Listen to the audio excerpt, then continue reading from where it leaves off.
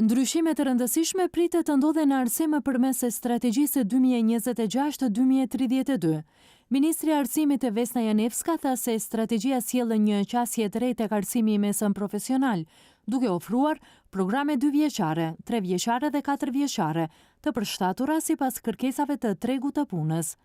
Janevska theksoi se ky model u jep nxënësve mundësinë të hyjnë më shpejt në tregun e punës, por edhe të vazhdojnë arsimin e mëtejmë nëse dëshirojnë. Profesionet të caktuara nuk kërkojnë shumë njohuri teorike. Tregu i punës kërkon aftësi të caktuara që aktualisht mungojnë në Maqedoni dhe ne themi se dikush mund të përfundojë arsimin e mesëm për 2 vjet dhe menjëherë të hyjë në tregun e punës.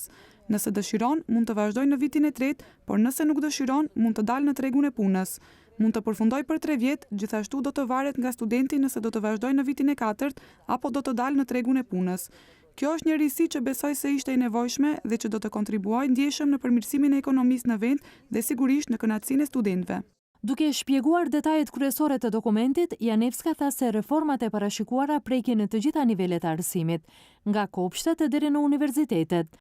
Sipas saj, transformimi fillon te fëmijët më të vegjël, me kurrikula të reja në arsimin parashkollor dhe me objektivin që shkollat të punojnë me një turn, një model që synon më shumë kohë cilësore për nxënësit, jo vetëm në mësim, por edhe në aktivitete zhvillimore jashtë-shkollore.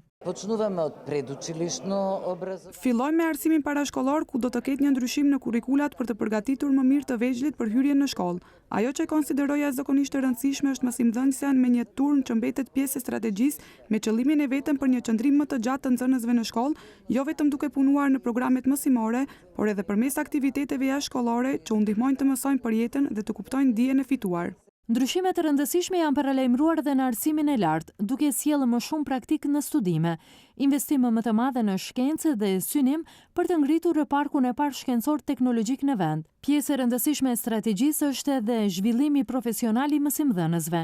Janevska theksoi se do të ketë trajnime të shumta, sidomos në fushën e teknologjisë dhe inteligjencës artificiale, në mënyrë që mësuesit të jenë të përgatitur për ndryshimet e shpejta globale.